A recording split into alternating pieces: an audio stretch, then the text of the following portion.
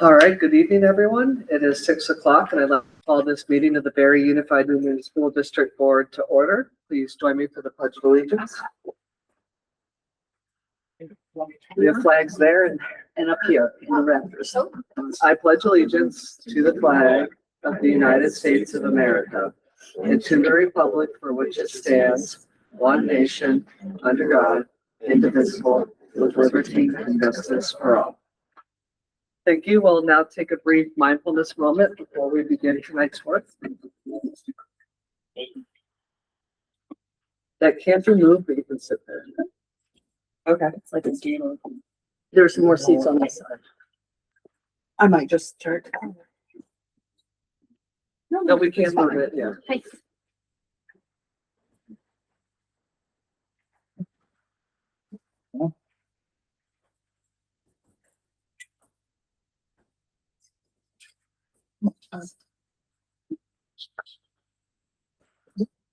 Okay. So before we get to tonight's agenda, I want to take a few moments to recognize Superintendent Joanne Canning, as this is her final regular board meeting with us. Joanne stepped into this role during a period of significant challenge and change for our district and community. Throughout her time here, she has brought a wealth of experience that has helped us analyze our systems thoughtfully, identify areas for improvement, and continue moving this district forward.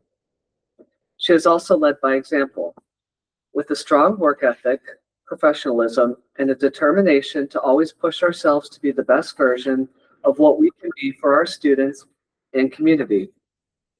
I also want to personally thank Joanne for the support and guidance she has provided to this board. She has consistently encouraged strong governance, professionalism, clear standards, healthy boundaries, and collaborative and respectful working relationships that help keep our focus on moving forward together. Public education is not easy work, especially during a time when schools are being asked to carry so much for our communities. It requires resilience, patience, and a deep commitment to students and public service. On behalf of the board, I want to sincerely thank Joanne for her service to the Barry Unified Union School District, for the countless hours she has dedicated to this work, and for the care she has shown toward our schools, staff, students, and community. We wish you the very best in your next chapter, because I know you are not done. You still have much more to give. And so thank you for everything you have done for Barry. Thank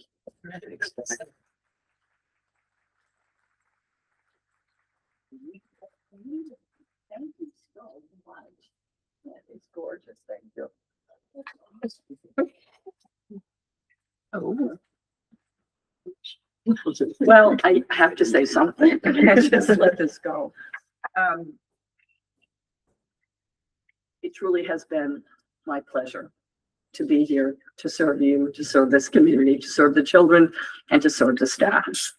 I get just as much from this work as I hope that I give to others. And I want you to know I believe in Barry. In fact, I want that to be the mantra going forward. We're going to pass that budget. I believe in Barry. We all believe in Barry. And these people would not be here if they did not believe in Barry. It's extremely important that we have consistent, competent leadership. And what you're going to hear tonight around the continuous improvement plan is the commitment that these individuals have put into the plan with very rigorous standards, because they have high standards for our kids. And that is one of the things that I think is really important, having high standards, high expectations, and having the accountability that you need and the community needs to know that we're doing the best we can for all of the kids. So thank you for the opportunity. I will not be a stranger, as I hope you aren't either. I'm always willing, ready, and able to come back and help in any way that I can. So thank you. Thank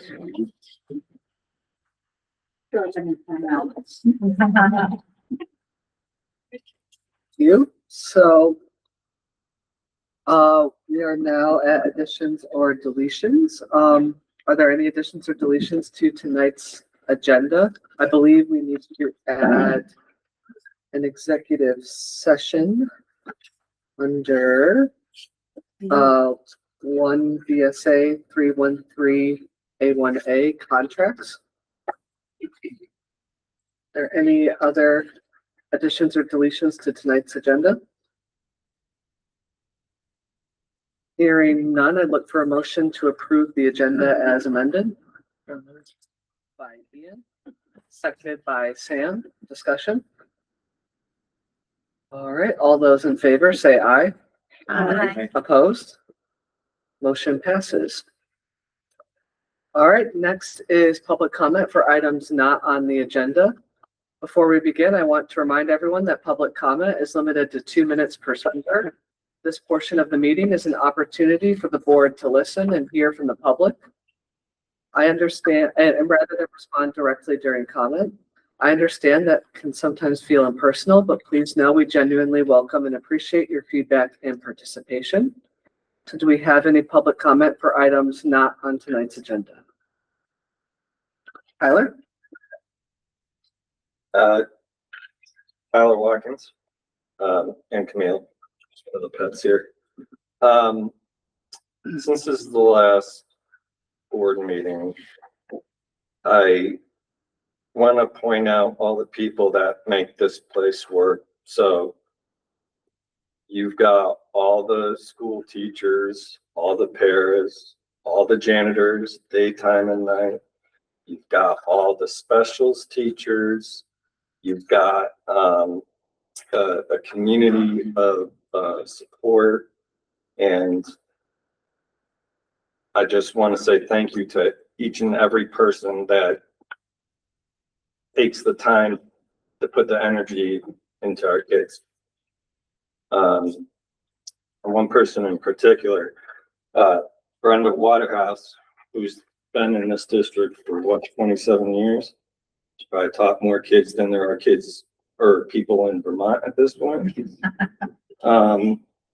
But she is one of the best human beings I have ever met in my entire life, and I've been to the other side of the world and back.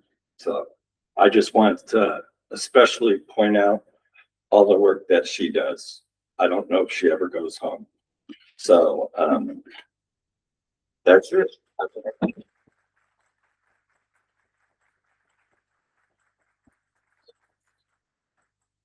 Thank you, Tyler, and thank you, Brenda. Are there any other public comment for items not on tonight's agenda? Thought I heard a hand raised on them.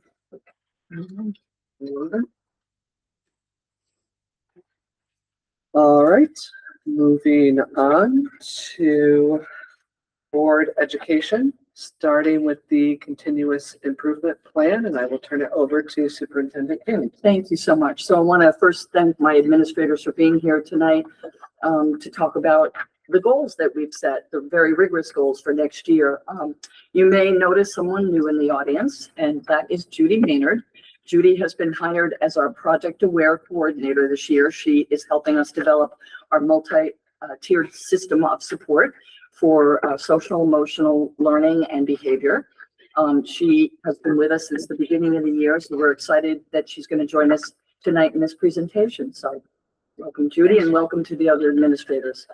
You know, we've spent a lot of time lately talking about numbers, and sometimes I think we forget what those numbers are all about. It's really about serving the students in the best way that we can. And as I mentioned previously, this group has been absolutely tireless in setting some very high standards because we know we have got a big room to move, while we're also celebrating some progress we make towards those goals. So I want to thank them in advance for this presentation. We're going to start with Amanda Riggleman, who's going to speak to some of the district goals, and then the principals will speak to some of their individual school goals. So Amanda. Good evening, everyone.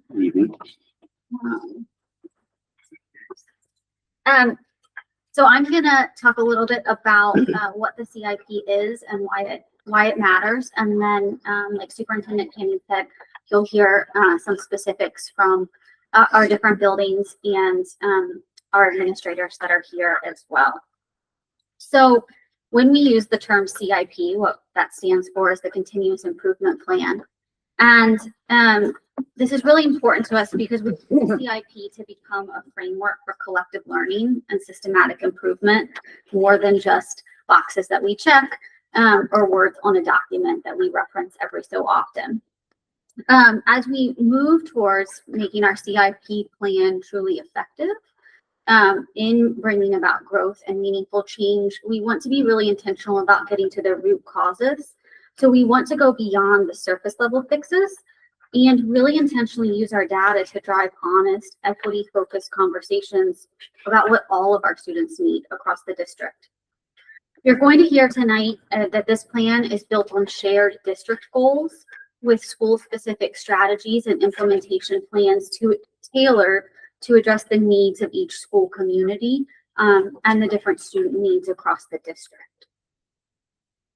We started this process months ago, and we decided collectively on some common district, what we call TIGHTs. And our TIGHT agreements is that we've set system-wide goals that you'll hear about today. We have committed to outcome measures, collective outcome measures that we're going to use to monitor our progress, and checkpoints throughout the year where we evaluate and celebrate our achievements towards our goals and look at maybe areas that we need to make some adjustments on or look at a little bit closer. Tonight, you're also going to hear some of the specific evidence-based strategies that our schools are going to adopt and implement to achieve these goals. And our building administrators have worked very hard over the past couple months with school-based leadership teams, with guiding coalitions, with teacher groups, staff input to develop these evidence-based action strategies that you'll hear about tonight. This dual approach ensures that we are strategically aligned across the district, but also that we're building in meaningful flexibility and meaningful investment across our different schools so that we have collective ownership in achieving these goals. This is all of our jobs to contribute to supporting our students be successful across all areas of their learning profile and their experience at school. What you're going to hear tonight are some rigorous goals that we have set that we are excited about and a lot of hard work ahead of us. But we truly believe in our students, our staff, and our community in being able to achieve these goals. These things do take time, so we are excited to celebrate our positive steps forwards in achieving these goals in the future. All right, I'm going to start. We're going to just go through. We have about 5 goals that we're going to share tonight, and so we're going to just go in order, and we're going to start with our safe and healthy school. And let me just say, it's been a very long time since I've done a school board conversation. So is it okay to sit here or, okay, wonderful. The first goal under safe and healthy schools is around attendance. The target is by this time next year, the end of June, that no more than 20% of students are chronically absent district-wide.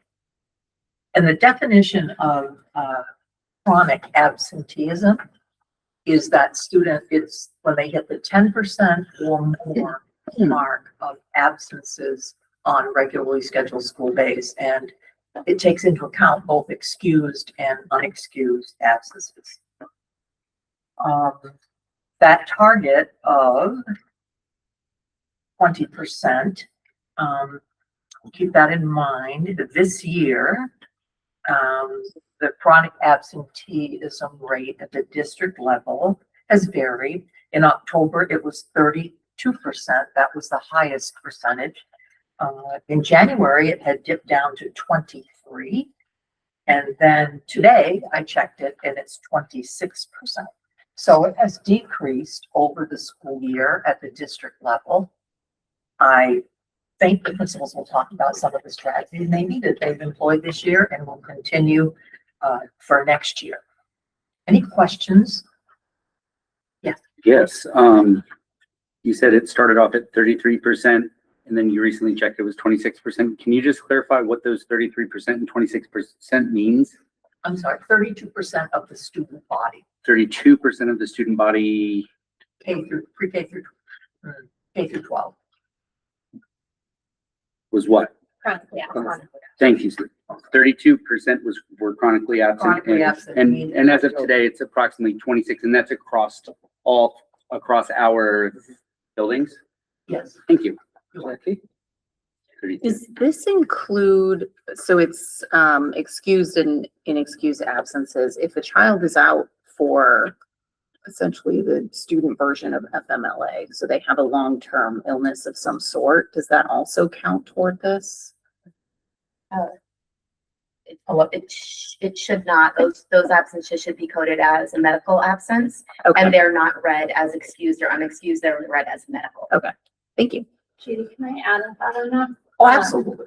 Chronic absenteeism, when we think about it, is the impact that it's having on a student. So even if you were sick, you still have a negative impact if you couldn't make it to school. So this is not the same as like a truancy function where there's like a consequence for a family. It's just we want to increase the time kids are in school. Truancy is sort of a separate but related piece. Sam? It's a great drop, which makes the goal seem totally reasonable, you know, from 32 to 26. Do you attribute that to any particular bunch of tactics or strategies that schools are using? Yeah, we are, to my knowledge, all using similar, what we call attendance letters to try to get families in or to try to have team meetings to put those supports around students. We all have the same procedures for that, 5 absences, 10 absences. And then we also work with our partners outside of school, Washington County Mental Health, sometimes DCF, depending on supports a child might need, to all come together and make sure that there is a wraparound services, not necessarily just in school, but also outside of school for families that might be having whatever issue that they're having that might be hindering their student from coming into school. Thank you. Juliana? Do you have year-over-year data, previous years? I do not. I don't know if I'm supposed to either. We had an issue with the Berry City data from last year with Infinite Campus and the way that the schedule was inputted into it. So it's messed up our data to be able to track it, comparing apples to apples. Is to that, but last year's data was really messy. Offhand, would you say it's about the same? There are no spikes? We definitely have a better year this year than we've had in the recent last 4 years. Our attendance data has definitely been concerning since the pandemic. Not that it wasn't before the pandemic, but since the pandemic, we have seen significant attendance challenges.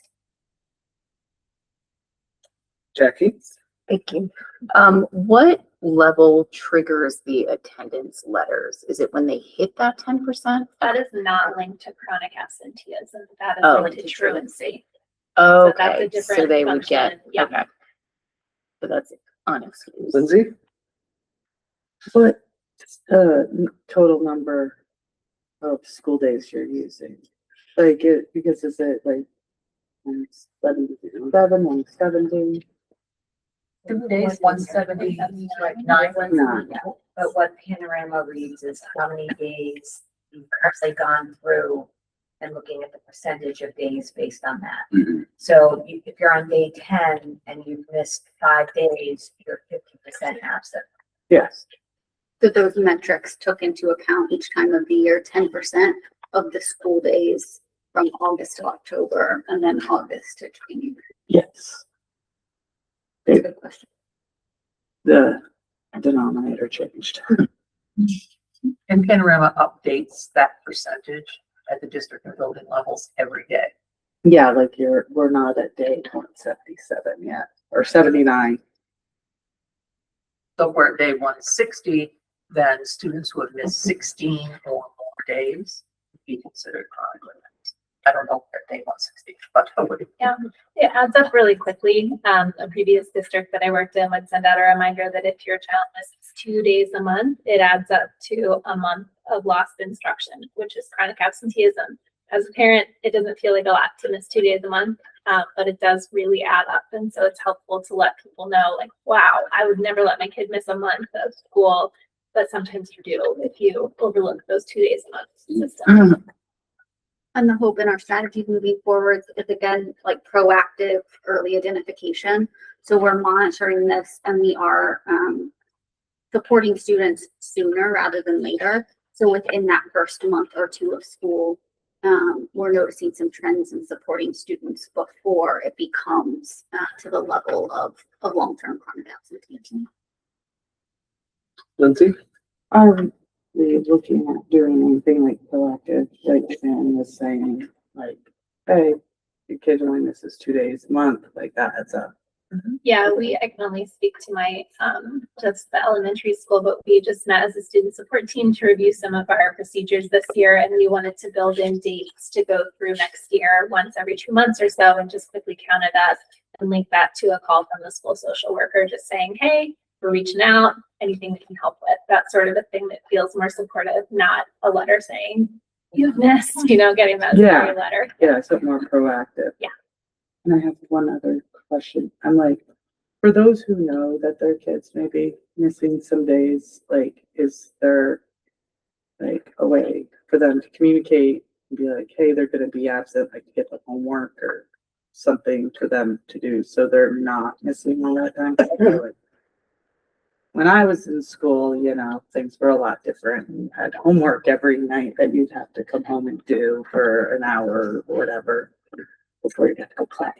You can always reach out to classroom teachers, are the best contact for that, and they can definitely let you know if there are particular things kids can take with them or things like that. Catherine? Are you feeling that the supports you're offering are being accepted by families? For the most part, there are a few outliers, but I think for the most part, yes. And parents do want their kids to be successful at school in general, so they like, we enjoy the partnership. And when we're reaching out first, I would say the majority of parents are meeting us right at the table. Can I do a follow-up on that? Sure. And then, There's nothing that like you feel is lacking that you would need to offer as a support? I think as a district, I feel pretty good. I think we are all hoping for some clear language from the state about how, so that school districts don't define things in different ways. And some legislation has just come through about that, and we're waiting to better understand it. It still looks like it's the big draft mess and it's a little hard, but that would make things much easier if parents could consistently understand what the expectation is, because some folks thought it was one way in one school and then moved and that kind of thing. So that would be helpful. so how about we continue through let's do goals 2 through 5, and then let's do questions after we go through all the goals. Great, thank you. All right, so I'll say a little bit before I talk about the second goal, specifically around self-efficacy. Starting last spring, the district uses Panorama platform, and students in grades 3 through 12 reflect on several questions in 6 topic areas. And then that data is collected, and it's called the Social Emotional Learning Survey. So it was piloted last spring, and then has been administered 3 times this year: fall, winter, and spring. The topics in that survey, but before that, Panorama and most articles that I've read define social emotional learning as the mindset, skills, attitudes, and feelings that help students succeed in school, career, and life. These skills and beliefs include a wide array of topics, including growth mindset, relationships with adults, and a sense of belonging at school. So the 6 topics that students in grades 3 through 12 respond to are emotion regulation, school climate, school safety, social awareness, and supportive relationships, and self-efficacy. Self-efficacy was chosen as a targeted goal across the district because the favorable responses to students who felt, and this is the definition of self-efficacy, confident in their own ability to grasp and work through challenging material. So that's kind of a broad definition of self-efficacy. The confidence in their own ability to learn, to retain, and to persevere through challenges. In the self-efficacy category, there are 5 questions the students are asked to respond to. How sure are you that you can complete all the schoolwork that is given to you? How sure are you that you will remember what you learned in your current classes next year? How sure are you that you can learn all the subjects taught in your classes? How sure are you that you can do the hardest schoolwork that is given to you? And then when complicated ideas are discussed in class, how sure are you that you can understand them? So those are the questions. The goal for self-efficacy says that by next June, 55% of students will report high self-efficacy on the SEL survey. And the way the data is gathered is that that percentage would be students who responded favorably. Yeah, I think I can do these things.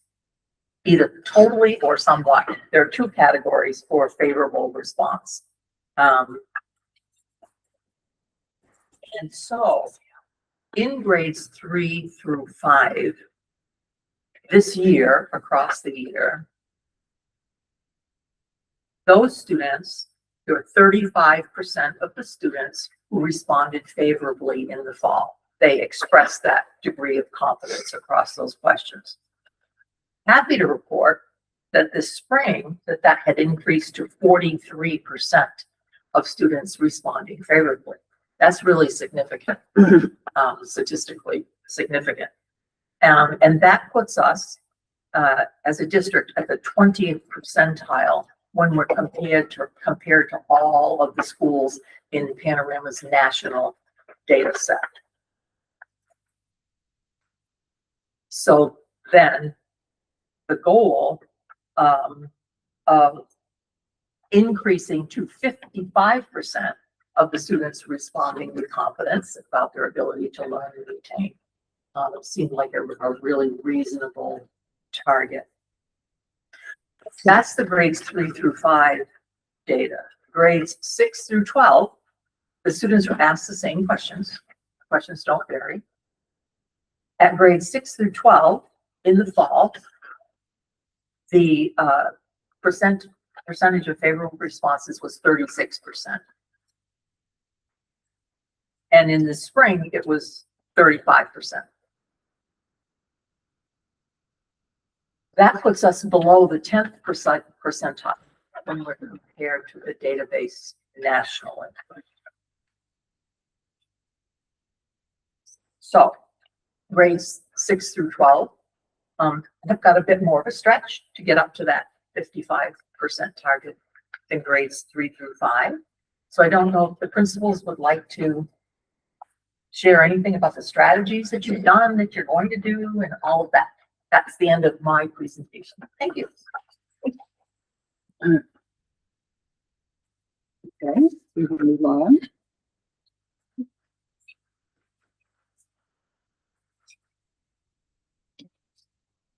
So we've shared some of the questions, you've heard some of our school-based strategies. But are there any here that we haven't talked about that folks would like to share a little bit more about? For the safe and healthy schools. Yeah, so at Spalding, we're really doing a lot to raise up student voice and involve them in some of the decision making that will help make the school a place they want to be and feel comfortable and feel safe taking risks, academic risks. So we're using both our student council up for Spalding, the Sharks group, and some of our clubs to help increase that involvement and engagement. So we're really working to help coordinate those groups to work together. We're also just met today with Sherry Schoenberg from the BEST Institute so that we can bring in some of the same structures that PBIS uses in younger grades and use those structures and things as well.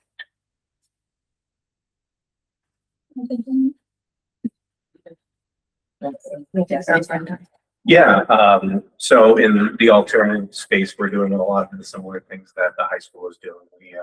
generally tried to copy what they're doing to create alignment between C and what is happening at Spalding High School. We also have been experimenting and seeing a lot of success with interdisciplinary learning in terms of increasing student self-efficacy in understanding core content areas as they relate to areas of interest and preferred activities. So we also have a very strong clinical team that has been fantastic in reaching out to families and providing those wraparound services that Erica spoke about earlier, and in an effort to try and get students to school more often.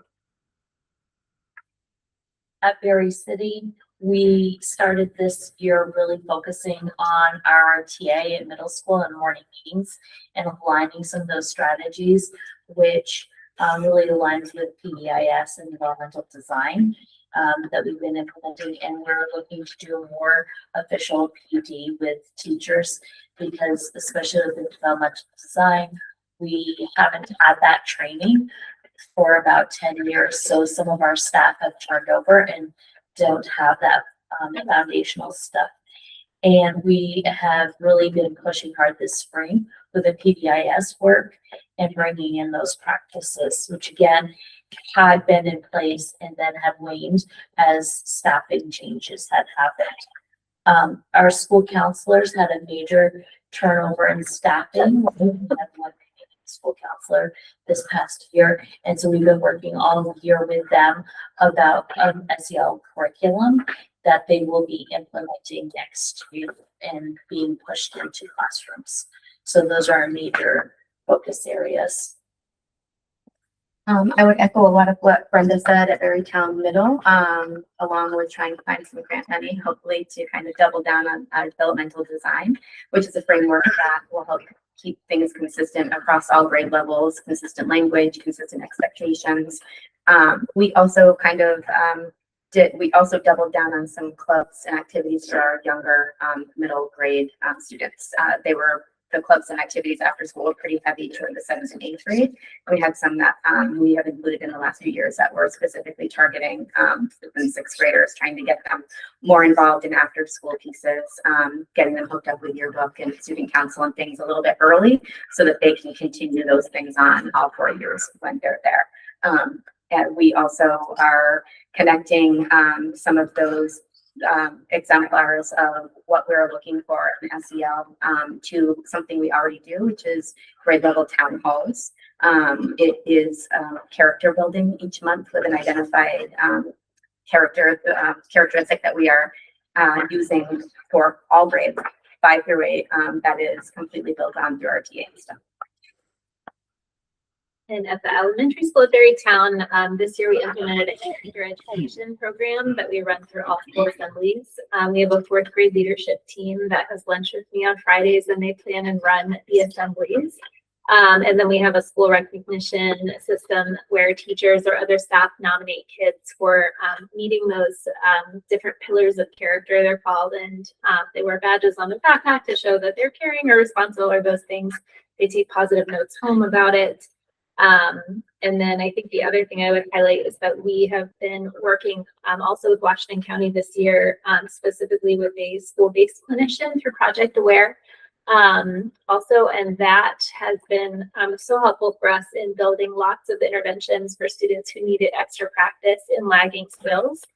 Just one example is Respecters Academy. That's for students who struggle consistently with respectful communication with other children or with adults.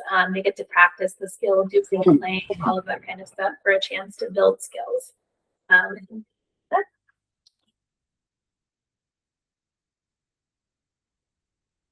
Now we're going to move on to our academic goals.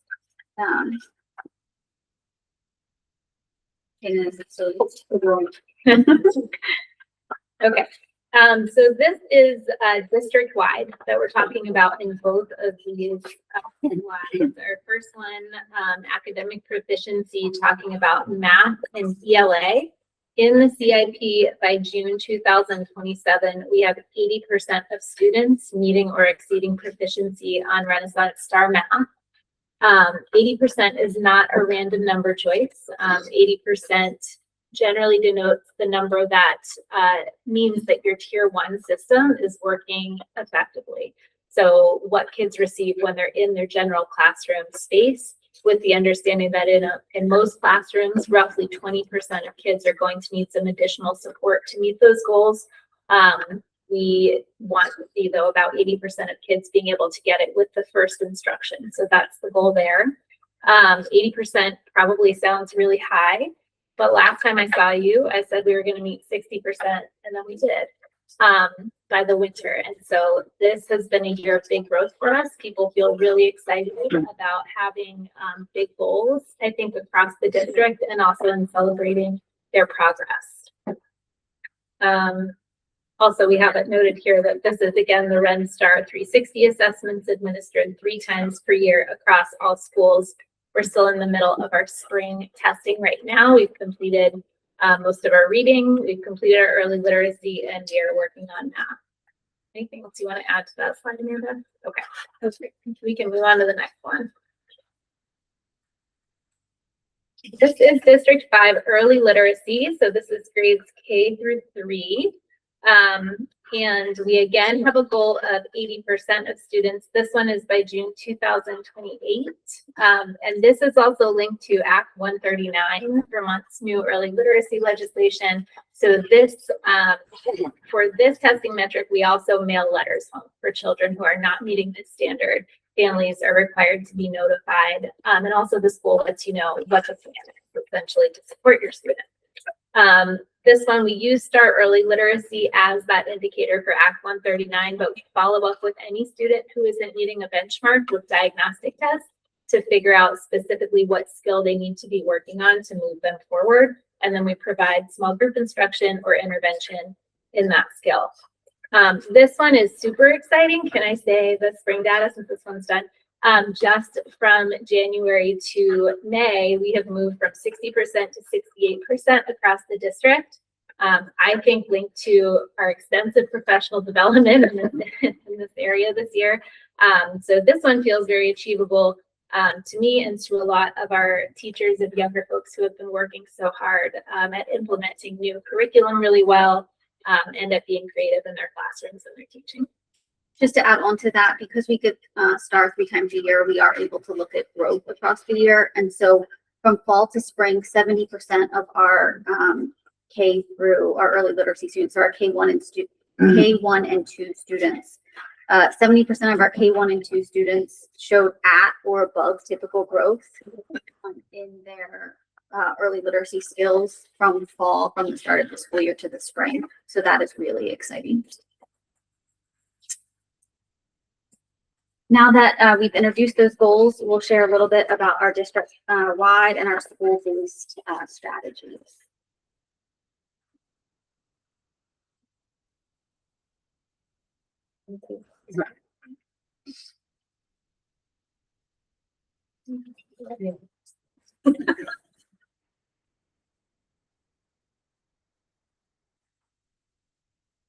Okay, well. It's just a sec. One thing that I think is really, really important actually to move the needle on all of these academic goals have been our investments in our PD for all of our teachers. The excitement that Janet was just talking about with our early literacy actually gets talked about in other places. So when that data is talked about and that excitement and that PD where it's paying off in dividends for our students, our teachers who are teaching at higher levels are already excited when they're to get those students. And their teachers feel that that trust in them and that we are investing in their growth so that they can invest and be there for our students and that we can have the most qualified teacher teaching at year 1, which is what we know is the most impactful thing for all of our students across all grades. I think that is my favorite investment that we are making there for all of our students because it also ensures equity for every single student that walks through our doors.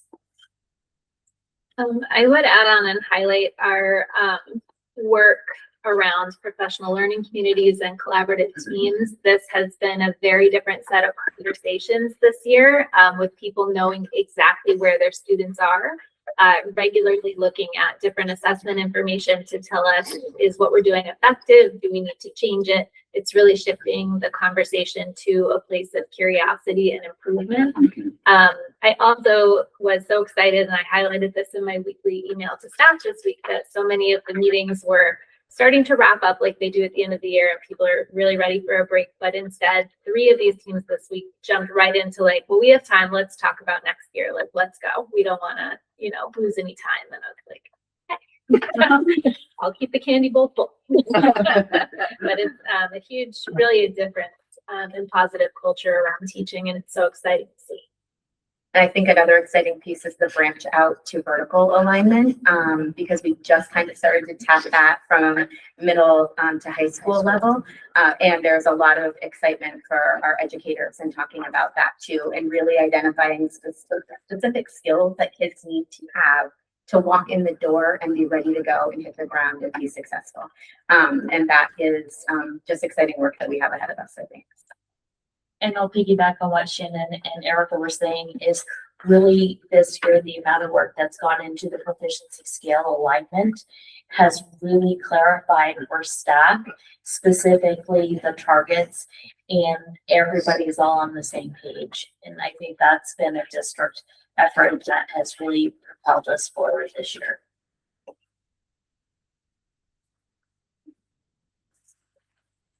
Thank you all. Okay, and our last goal is a 9-12 specific goal. Yes, at the high school and at sea, because we're probably the same. We're looking at making sure that every student who graduates through Spalding has a plan for their future, whether it be college, whether it be work, whether it be additional training, but to know before they graduate what they're interested in, how to get there, and hopefully have had a taste of what that means to them. So whether that be through credentialing, through work-based learning, through enrollment, through some of our early college options, internships, and many of the other options that we have, our goal is that everyone has a plan. And that starts with our freshmen with their first 4-year plan, and then from there, continue talking with their advisors, their school counselors, to look at opportunities. And so that's where we're headed. And so we'll start this next year with our freshmen having more of a formalized PLP to add to each year. So that's what's in there. And then just to wrap up, just a little glimpse into the future of where do we go next. So next year, we will continue our progress monitoring of our CIP plans, which will include monitoring, reflecting, and adapting as needed. And so as we do this, we'll look at this at consistent checkpoints 3 times a year that align with our academic assessments, our benchmark assessments that you've heard about, as well as our SEL surveys and specific attendance checkpoints that are aligned with those dates as well. And we're going to be looking at a couple things. So we're going to be looking at areas that we've highly implemented that have high impact. So where are there successes that we can scale to other areas? We're also going to look at areas that we've really focused on with high implementation, but that we're seeing a low impact, and using tools like the 5 Why worksheet to really get to the root cause as to what may be causing not the impact, the level of impact that we hoped for or we anticipated. To piggyback off of something Shannon said, it's important that we celebrate our successes throughout this. These are rigorous goals, and there's a lot of collective work ahead of us. And so it's going to be really important that we celebrate our steps towards achieving these goals. Second to that, we'll obviously spend a lot of time focusing on those areas that maybe are not going as we planned, the low impact areas, but also being intentional about looking at where things are working, our strengths or our successes, so that we can learn from those and scale them to the other areas that might not be responding in the way that we had hoped. And then last, this involves collective leadership, both as an administrative team across the district and within our school-based leadership teams. And we have a lot of exciting models in place to support us with that and support each other in reaching all of our goals. Thank you. Any you, everyone. questions from the board? Um, Ian? it's not so much a question, it's actually more of a shout out for the early literacy aides.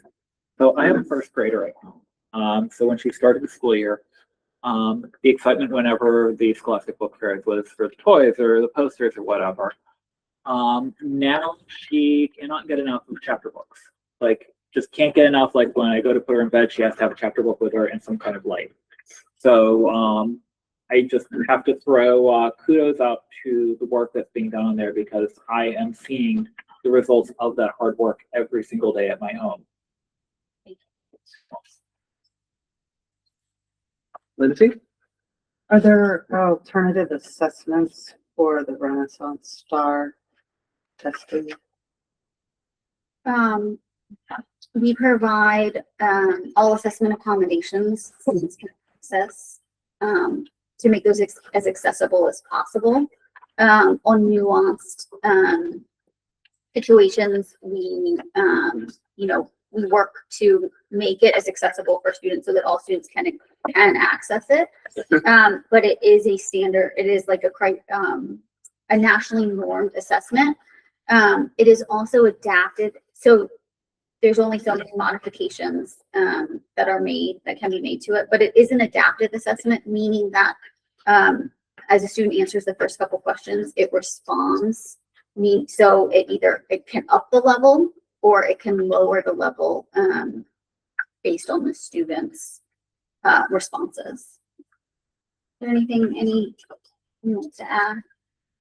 There are some pretty common general accommodations about it, like the kids listen to the direction, like the younger kids, it's not assumed that they can read it or anything like that. So there are some good built-in pieces to the early ones in particular. The graphics are very clear, it's on a white background, so I like a lot of the accessibility features about it. Okay, because like the state testing, whatever that's called. Yeah. Now there's an alternative assessment of that, right? So is it sort of like similar? The alternative assessment through the state, the MSAA, there are some pretty like tight qualifications or boundaries for students to qualify for those assessments. And so the RenStar does not have, if we're looking at kind of ETCAP and then the MSAA alternative, the RenStar assessment does not have something like that. So do some kids like that would need an alternative assessment then don't participate in the Renaissance Star testing? We have kids that don't, yeah. Not too often, but generally like their special educator might have a different assessment that's measuring their progress on IEP goals or, some other way to get at the information. Yeah, these kids would have IEP. Yeah. And then there's always like, this is why we follow up with diagnostics too. Like the RenStar only gives you so much information. And it's great for data reporting purposes, not always like as a classroom teacher, you're kind of like, okay, with that information. Usually it's like, yeah, I thought so when you see the results. So we're like, what can I do with the student next? It's usually a different, more tailored thing that you can decide at the classroom and special educator level. Sam? I'm wondering if you're using literacy coaches as part of professional development. Yes. So at all the schools and friends with them? Yeah, we Yes. have, No, not at the high school. We don't have a literacy coach. What is Maya? She's an instructional coach, so she's a more general classroom support model, but it's not specifically around any area. Her background is strong in ELA. Oh, most definitely. And we do have a K-8 ELA instructional coach, and the instructional coaching team collaborates very closely together. So Andra and Maya do partner on things, and Andra is our instructional coach is very highly qualified, so we're extremely lucky to have her, and she has a lot of experience in some of the professional development, specifically letters that we brought into the district. So she is a great resource to really facilitate that bridge to practice of taking the learning and implementing it in classrooms. Thank you. Emily? This is so great to hear. Thank you so much. I feel like we're ending the year in a moving in the right direction. We set really high goals with our continuous improvement plan, and we're meeting them. So looking at that 80% number feels really achievable. I really appreciate all the things that we've been talking about: collaboration, district-wide alignment, investment in our staff and our professionals. It's really wonderful to see that this hard work is paying off. And I really appreciate that and celebrate this with all of you. Feels really good. Thank you. And I'm just wondering, sorry, Karen. Sorry.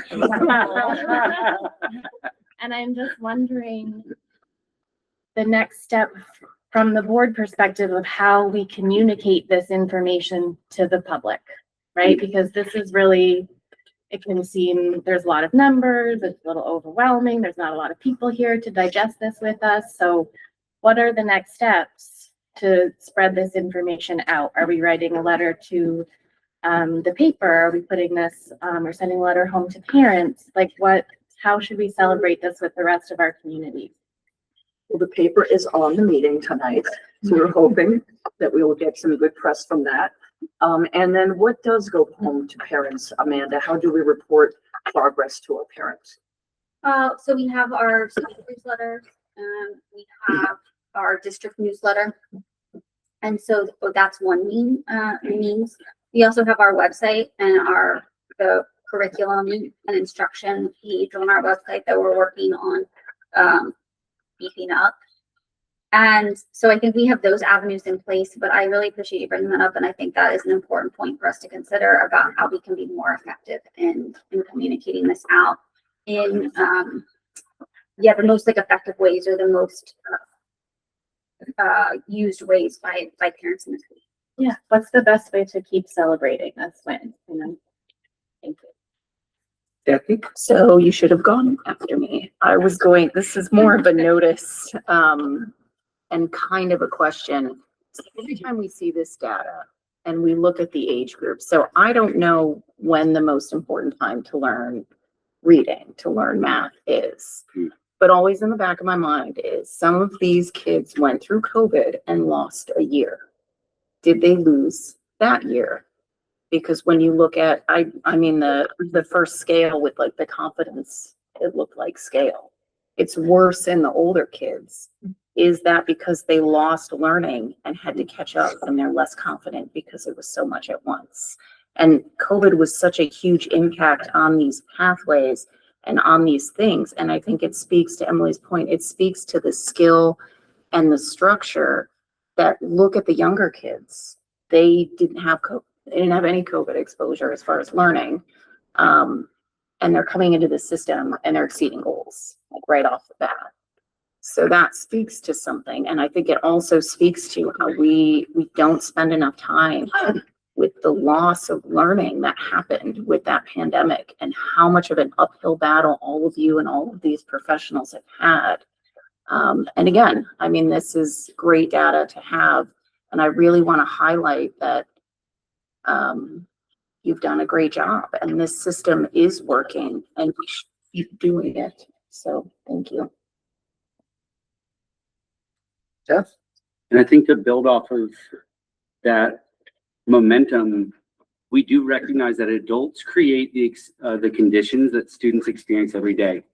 So to celebrate what we're doing and continue to have the conversation about how to embolden, how to build on, hearing about professional learning communities and have a direct relationship to the growth that's observable of student outcomes is wonderful. Let's continue to share these successes with each other so we can continue to build them across all of our schools. The conversation continues, of course, because these are great that we're working toward our goals of continuous improvement, but there's still a lot of work to do. We all know that. And I think the success will continue to be honored as we keep building in systems to support the ones that are already working. Thank you all. Lindsay? Does the documented plan for graduating seniors, does that include transition plans for those? Yes. Okay. And the Renaissance Star Sports, are those sent home to parents? They are sent home K through 3 in alignment with Act 139. In our upper grades 4 through 9, I think some teachers send them home, some have them accessible if parents would like to see them. Supposed to know that their kid's been doing testing.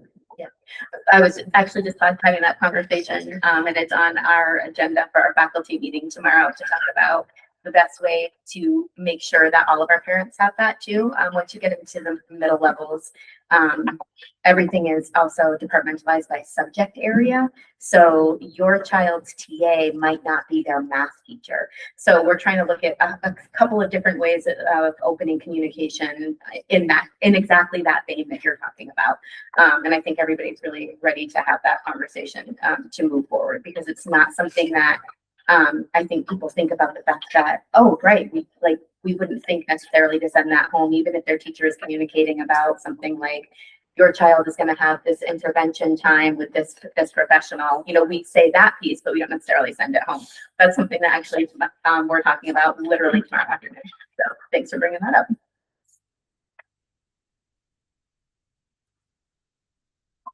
All right, I want to thank you all for taking the time on this beautiful spring evening to be with us, to share our successes that we're having as a district, our growth. It's really encouraging, and I hope you all know that, you know, you have so many challenges we've faced the last few years in Barry, and it's so appreciated the work you do, even though those obstacles can seem really difficult some days. These are the type of presentations that, at least for me, leave here with a smile on my face, knowing that we are doing better, and that my next thought is, how do we as a board meet your standards? How do we support you to achieve your goals for next year? So that's what's going to be on my mind, and thank you. Thank you. Thanks for leading our goal. And I think we would like to recognize all the staff and how much work they've put into this, and also all the kids. They've been working really hard too. That's really Thank you Thanks, all everybody. so much. Thank you. Thank you. We will now have Evelyn. Thank you for waiting so patiently. Give our student representative update. I'm Evelyn Callant. I'm the student body vice president at Spalding High School. And as the year wraps up, we're doing some fun things to kind of boost morale as we're ending our school year. This week we have sort of an Olympic Games that students could sign up for in teams of 4. And we had a really fun time during our kind of like free period, our study hall, to have a little fun obstacle course. That's this week. And then we have a bunch of musical performances. Our end of year band and chorus concert was tonight. And then we have some modern band appearances on June 10th. They'll be at Career Park at the sort of food truck and music event they have there. And then we also have a benefit concert on Friday, June 12th that we would love for you to attend. All entries by donation, and the funds go to our local chapter of the Make-A-Wish Foundation, and it's called Tones for a Cure. We have, of course, our band, and then a local student, and then Native Tongue is also attending that. So those are the events we're working on, but thank you. Thank you. Now,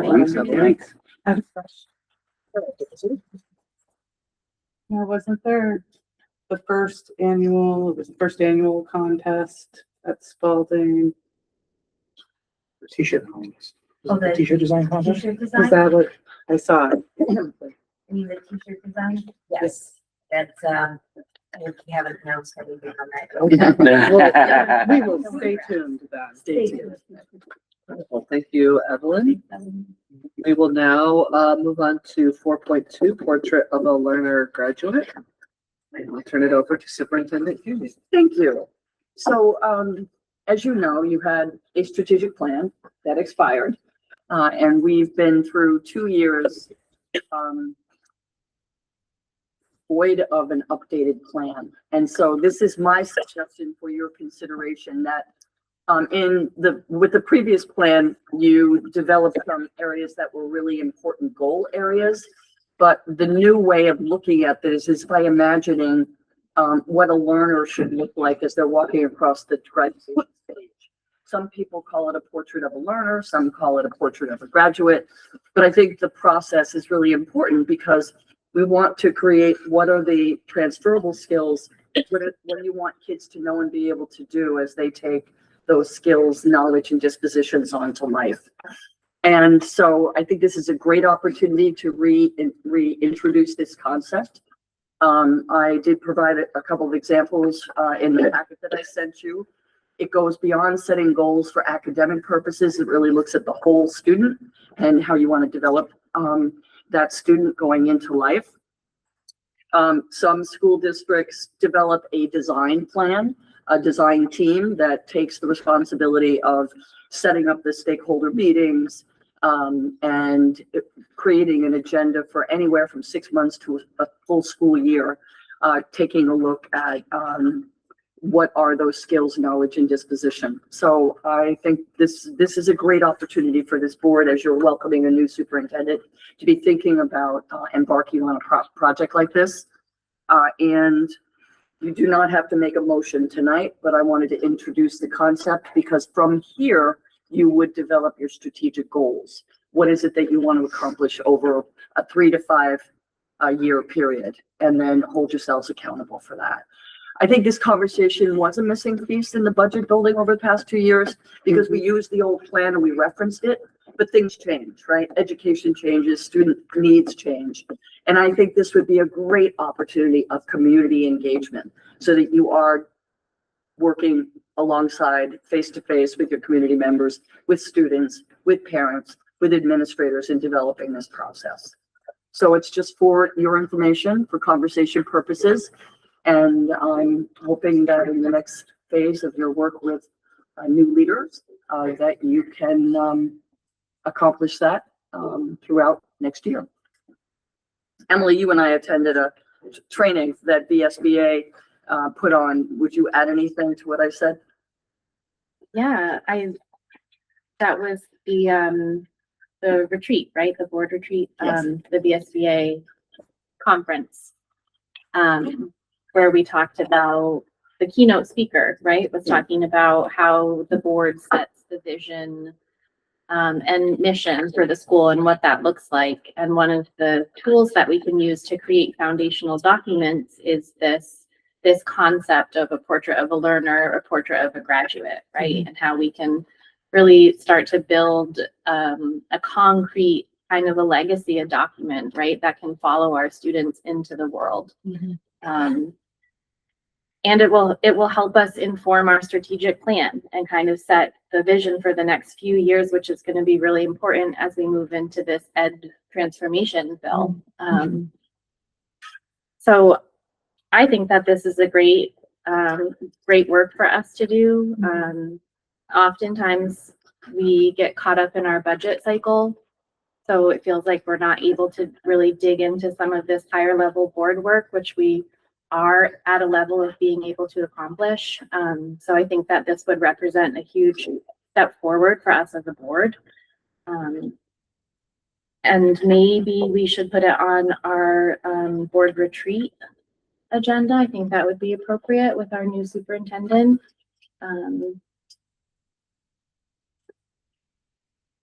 To talk about. I also really like the idea of bringing the community in to this, and this is a community-led process where it's not just the board setting the goals, it's from our community. I think that's a really important piece. So however we structure it, I think that the community stakeholder, the design team, I would be in favor of that.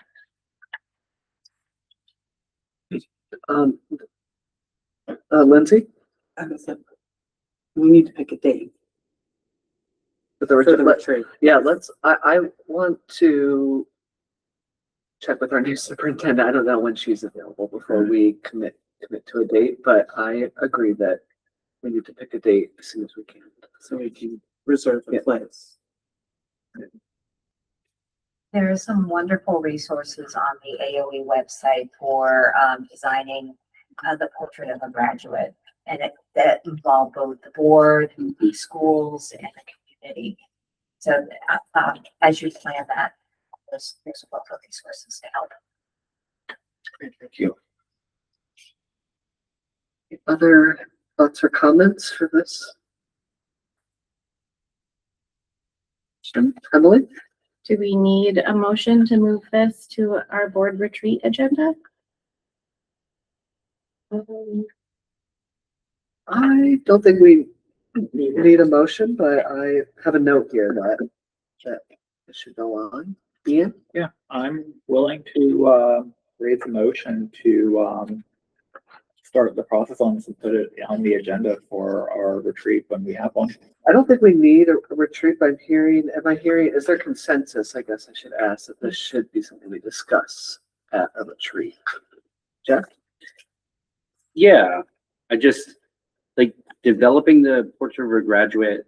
I think it originated from like the state of New York a number of years ago. Like it is an effective model. Like it's really a good reframing of like how we can see a lot of our work translated into students and their end goal.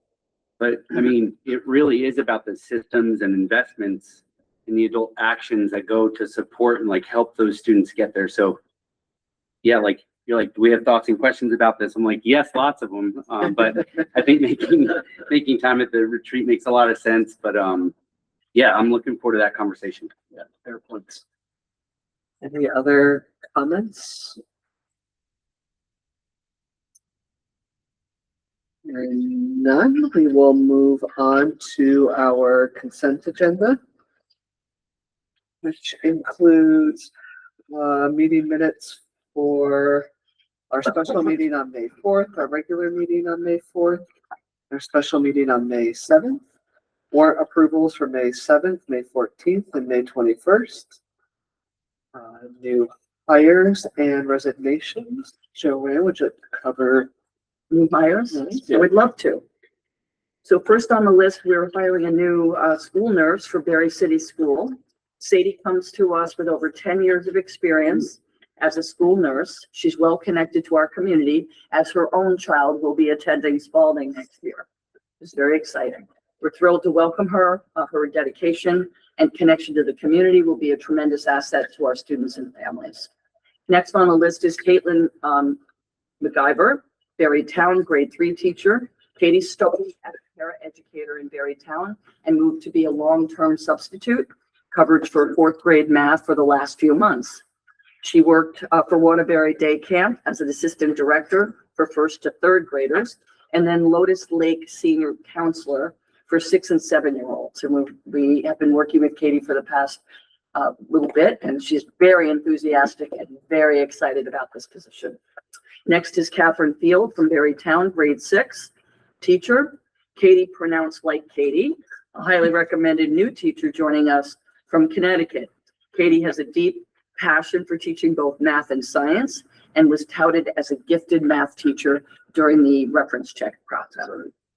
Next is Amanda Morris. She will be the next one of the assistant directors of special services. Amanda joins us with over 25 years of experience as a special educator, as a district instructional coach. She actually worked at U32 for a while, and is a licensed principal with a deep background in Vermont special education law and language arts. Excited to have her come back to Vermont and to be working in Berry.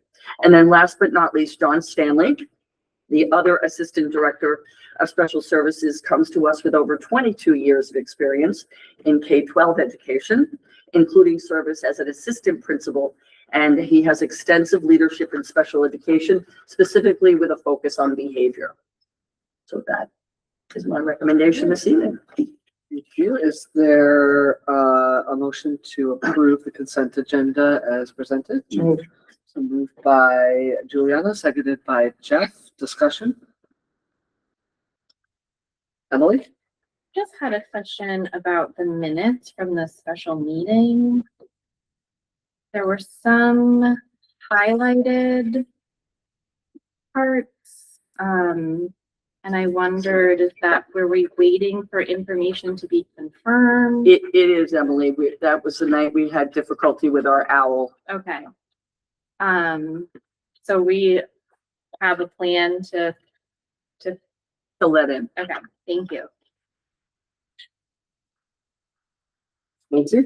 So should we hold off on approving them since? Until it gets filled in, it's up to you. Be a Okay. good idea, probably. And I have a question about the. what's her name?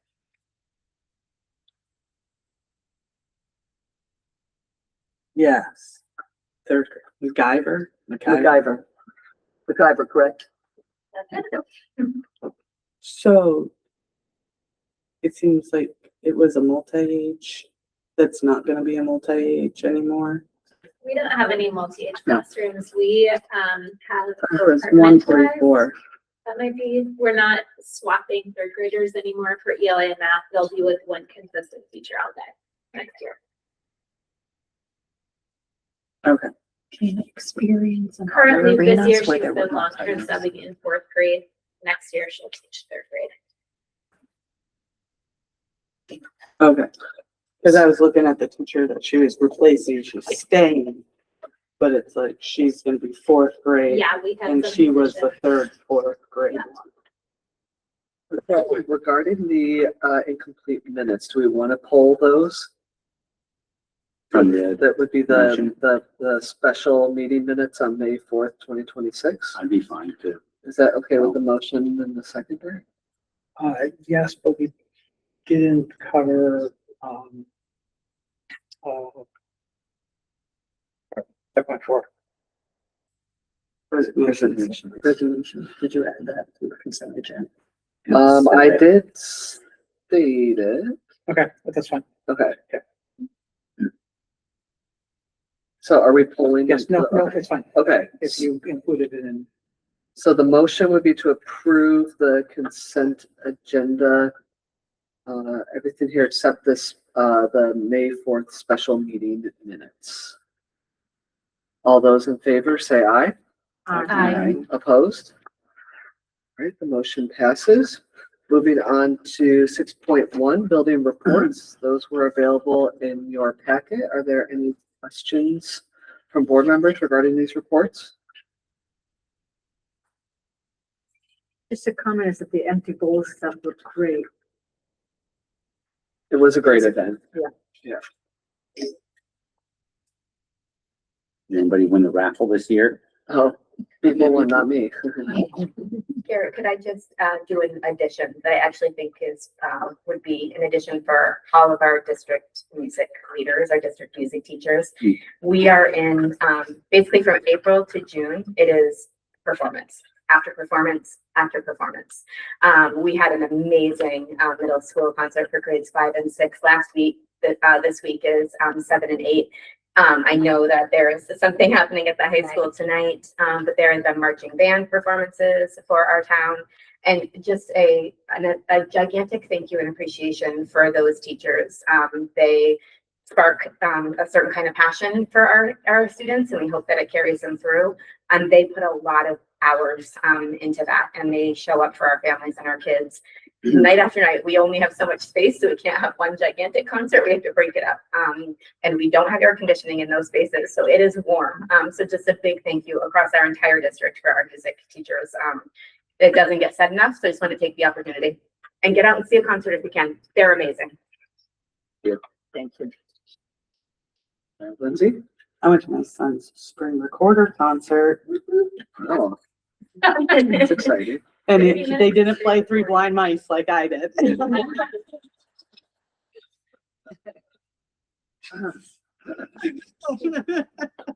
All right, anything else?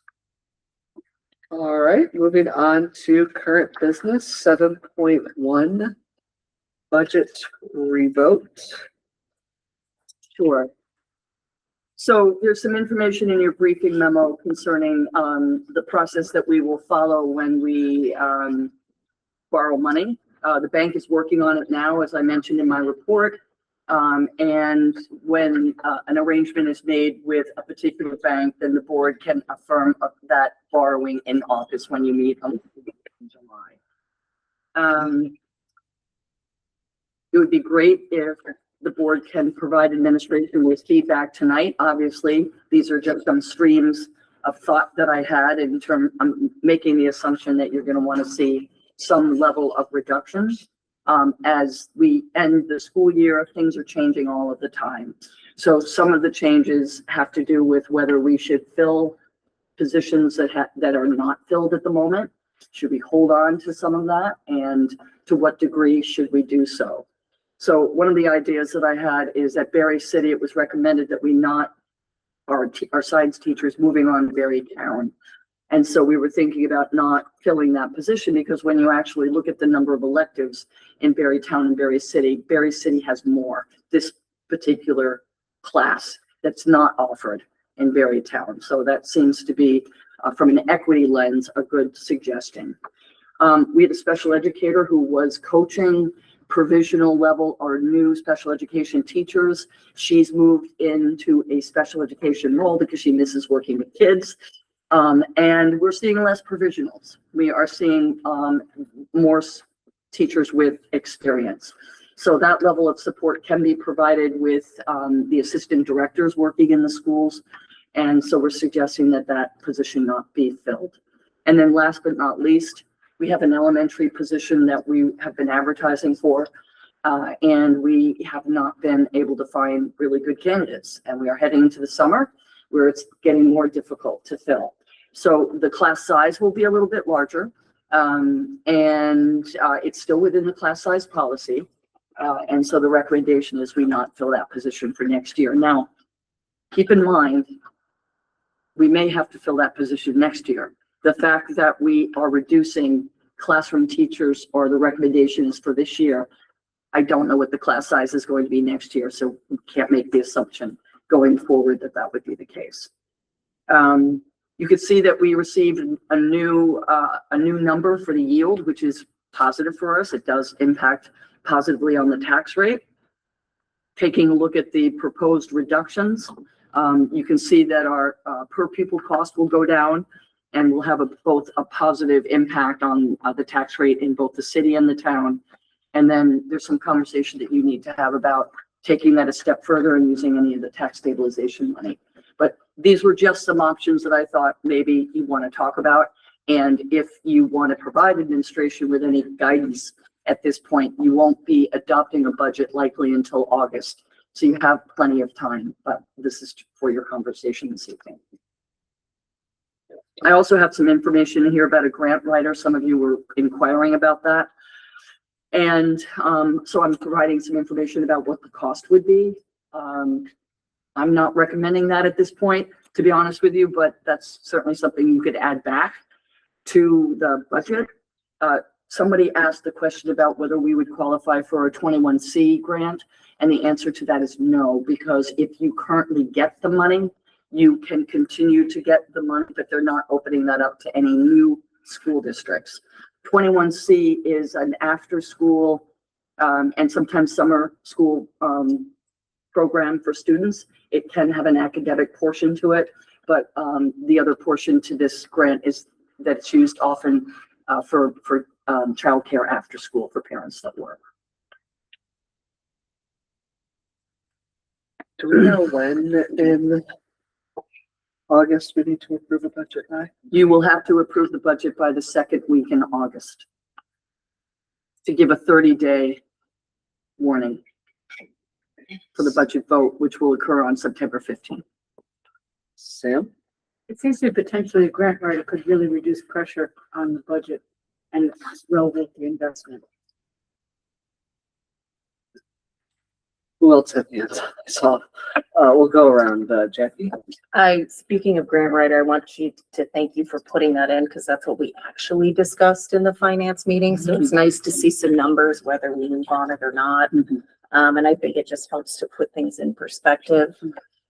I had a question about, so under the conversation, there was the numbers 1, 2, and 3.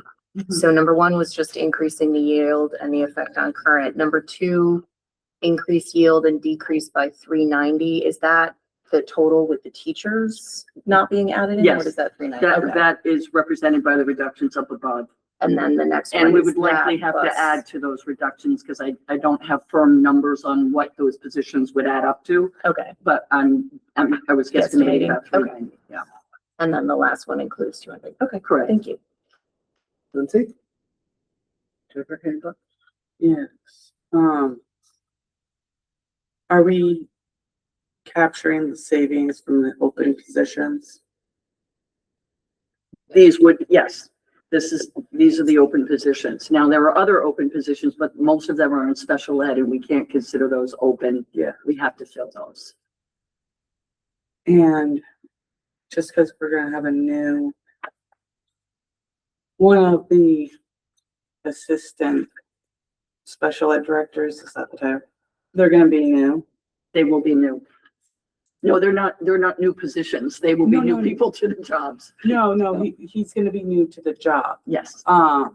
In that, for him to take on sort of mentoring those with like the provisional licenses, how many do we have with provisional licenses? Lindsay, I don't have that number, but I could find out and let I'm you just know. wondering if that. I know that there are less teachers that we're hiring with provisional. I mean, just listen to what I was saying tonight, right? Yeah. 22 years of experience. So we are finally seeing qualified individuals apply for these specialized jobs, which is good news. And the teachers who were on provisionals are no longer on because they have licenses now. So the need for mentorship has reduced. I mean, is it a good thing to have? Yes. Is it a required thing to have? No, it's not required. And so we believe that the support that the staff may need, the less staff can be provided by the assistant directors because of their level of knowledge of the law. Both of them have over 20 years of experience. Okay, I was just a little concerned because he's gonna be new to Vermont and He lives in New Hampshire. He'll be fine. He'll transfer from. Emily? Thanks. So these 3 positions that we're talking about are currently unfilled. There's Correct. no one in these jobs right now Right. that are losing their jobs. We're just saying we're not gonna hire for these anymore. I will say the 0.3 is a reduction. And that individual was already notified. The support The staff. point, the Yeah. support staff. And what about our new administrative position? Have there been any candidates there? Is that still unfilled? Which position, which one? Our is it? director of finance and safety. Oh, we're gonna talk about that later, yes. Okay. I don't want to cut any more classroom teachers, but if we can't fill these positions and we are in a place where we have to make cuts, then I guess this is what we're looking at, right? Trying to keep people's jobs. And I think that we need to talk about using more tax stabilization money than $200,000. If the people who are voting are really motivated by that tax rate, then we need to really listen to that. And it's great that the yield increased, like that's a way that our tax rate would have gone down, even if our first budget had passed and we had done nothing else, the tax rate still would have gone down. But it's really hard to look at the funding formula, the current funding formula, right, where one community's tax rates are increasing, and that another community's tax rates are decreasing significantly. So that there's an imbalance there still when we're working within this funding formula. I don't think we can support adding a grant writer to our budget, sadly. I agree with Sam that it would benefit us, but I don't see how we can start adding positions into our budget right now. Thank you. Who else had a hand up? Jeff? Respectfully, Superintendent Canning, not filling those 3 positions is not equitable. You said the science position, it wasn't well, attended. Is that right? No, the science the, individual that was in the eco position at Berrytown moved to an open position. I'm sorry, the eco position in Berry City moved to an open position in Berrytown. That eco position is an extra elective than what we offer at Berrytown. So with the lens of equity in the types of things, experiences that we offer kids and the number of electives, I felt confident that and that was actually a recommendation of the principal, not myself. If we don't fill those positions, we will never add them back. I would rather see an assistant principal or administrative staff do double duty like teachers and special educators and paraeducators are all asked to do often, rather than not fill positions for money's sake. Those teachers that will not be filled are the people who see students all day, every day. And I would say that getting creative around administration cost would be smart, especially for the morale of staff that are working with students all day, every day. And also with the feedback that I heard from community members around administration costs not being talked about enough, and how other folks on this board had said they heard different community members share a similar thing. With adding the administration position, director of finance safety, which has a very high price tag compared to a classroom teacher, I wish we could have been a little more creative around that. And yeah, those are some of my thoughts. Catherine? Has the assessment in the city was that complete? Oh, yes, Mhm. yes, I hear Oh, yeah. all sorts of people about this. We all got it in the mail. So that's all done, so there's no more numbers to wait for from the city on it. I don't, think so. Christina is on if you want her to answer. Christina Oh, that Kimball. would be great, yeah. Yeah, Christina, did you hear the question? I'm sorry, could you repeat it? Do we have the definitive numbers for the city with, as regards to the reassessment? Is that all complete, 100%? From my understanding, everybody's been sent notices, but I haven't seen or heard anything about like the total grand list.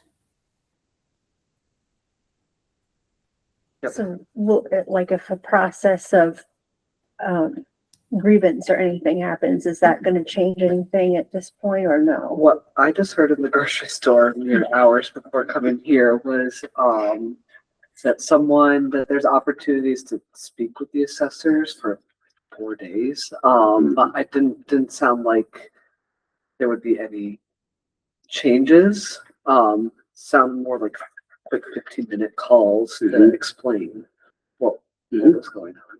Okay, great, thank you. Did you have anything, Emily? There will be hearings offered. Every property owner will get an opportunity, if they would like to schedule a meeting with the assessors. There'll also be a grievance period individually, where individual property owners can go through their board of abatement. That process could take as long as it takes, but that will be for the city, the board of abatement to go through. Jackie?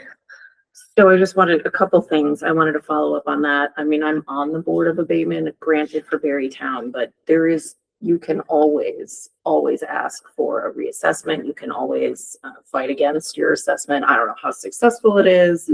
But if you look at property cards, very often it's lowered. And yes, that would lower the resulting taxes because it's based on a different value.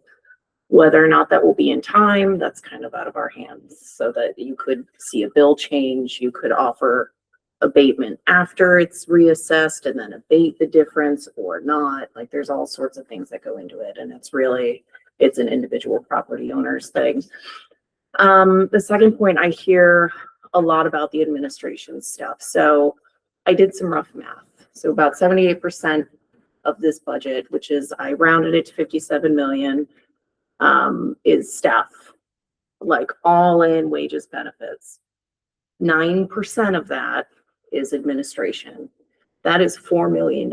We could fire every single administrator tomorrow and we would still not get flat taxes. We would need 8 million to get that.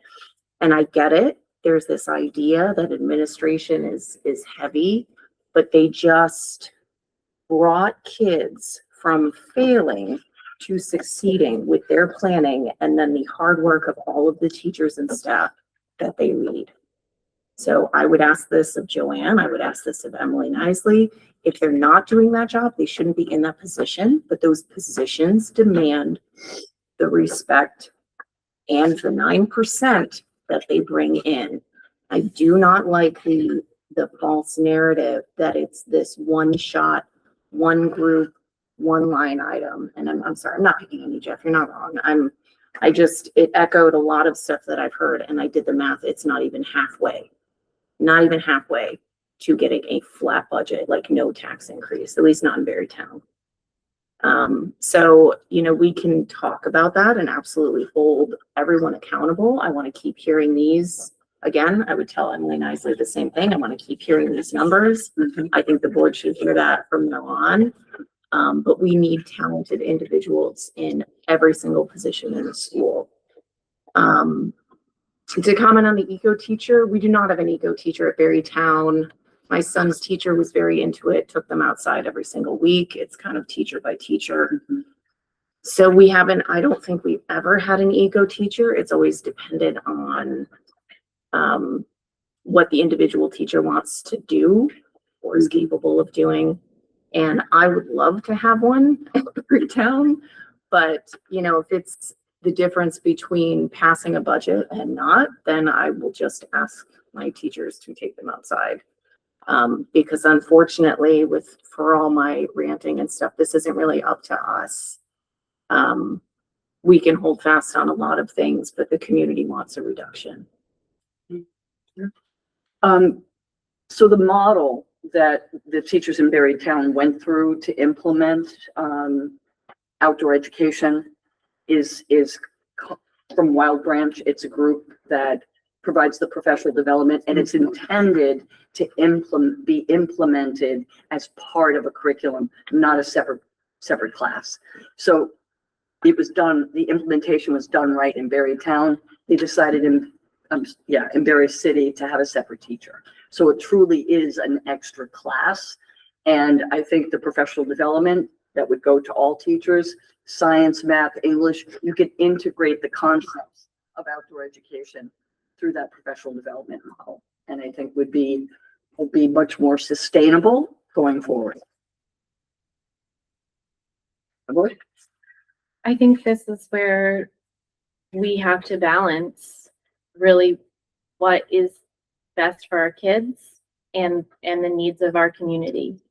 And I agree with Jeff. We are just nickel and diming our budget and what we're offering to our kids. I would rather see us be in a position where we could create equity by saying, let's create an eco program at Berrytown, right? So we have 2 programs instead of saying now we have none, I would rather be in that position, but we're not.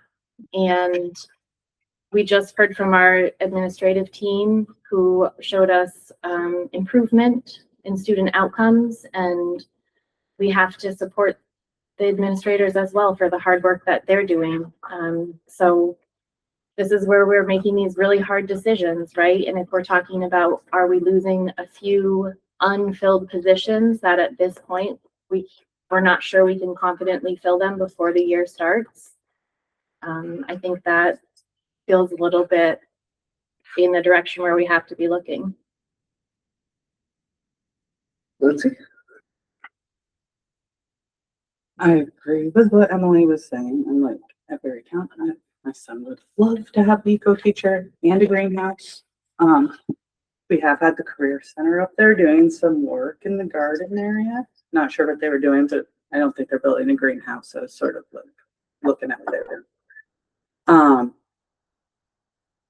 yeah, I don't like cutting positions. I don't like cutting the elementary school position or the support staff position because I know we've already lost support staff. Wish we were in a position to create new staff, like at the new eco position at Berry Town, or, you know, there's no nurse at the seat, which I was kind of surprised. So I wish we were in a position to talk about that. I'm like, I guess, I don't know, what do they want to see? I'm like, is this saying that on the ballot language, are we still gonna be at 11.08%? Well, it depends on which, Yeah, I mean, in But the that's- end result, yeah, so it will change if the budget gets changed. The yield is not gonna change yet. okay. I'm like, yes. I'm like, the only thing I've been able to come up with, I'm like, we cut transportation. I'm like, what do they want from us to pass a budget? I'm like, you know, I will also add that I have been through line by line this budget on multiple times, multiple weeks going forward. I cannot cut non-personnel costs now. I mean, I just realized we are putting $400 of supply money into our elementary classrooms. $400 For the year. for the year. yeah. We can't do that. Can't even buy markers with that. So the non-personnel costs have been cut before. And now the only thing that you have are either big programs or people. And where are we with contracts? Because having a lot of them already, haven't they signed contracts for next year? Yes, so attrition is the only way at this point. So, okay, I have some things to think about here. No decisions, just food for thought. And so, I guess my, next thought would be, I guess just thinking about how we want to proceed moving forward. I guess that's to be determined. Well, and if there's anything else this board would like to ask of me going forward, we still have a whole month left. A lot of work to do, so I'm happy to look into an area, consider other options. I'm certainly doing some transition work with Emily. I've shared all the documents with her. So she'll be able to hit the ground running when she starts. Juliana? Well, along those lines, if we're looking for the second week of August to have a budget number, we should probably think about meeting times to discuss.